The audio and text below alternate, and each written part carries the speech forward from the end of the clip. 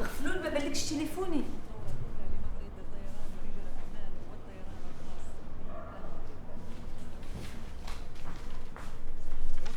اش كدير؟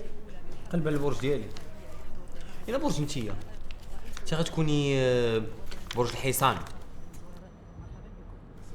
ديال العوده. انا برج القوس. برج الوردة، برج الميزان، برج الحمامة، برج البوله. السلام عليكم السلام.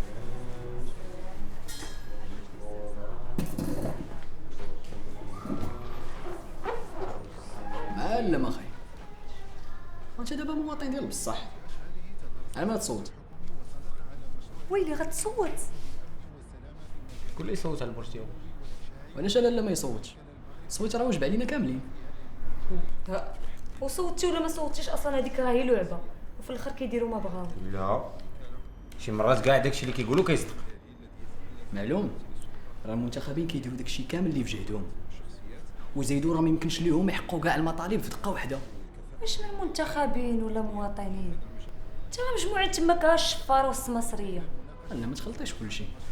كاينين بصح ناس وطنيين كيبغيو البلاد وخدامين من نيتهم. وقت الانتخابات شمنك يا جير كيتطلا، شمنك يا محابق كتنبت في الارض، واش منك يا سكر وزيت وطحين، لا خدامين.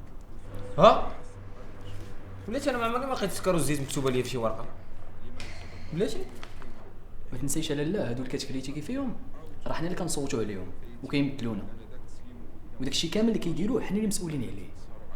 اذا خصنا نعرفوا على من كنصوتوا وصافي. يعني انت يا واعي وعارف بحال هكا ما عارفش بلي الاصوات كتباع وكتشرى؟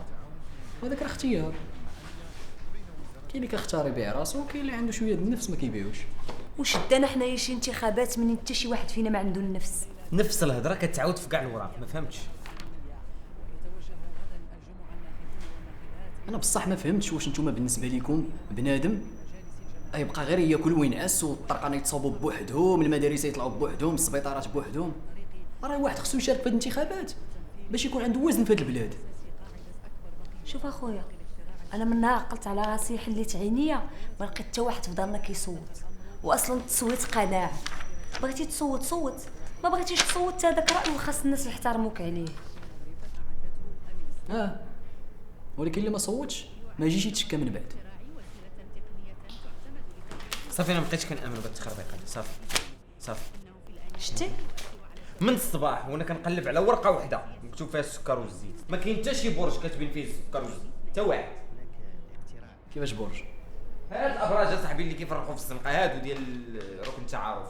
هادو ابراج انتخابات هادو. شنو هو هادو انتخابات؟ اصلا المغرب ما عمره ما ربح في الانتخابات. هادو الابراج.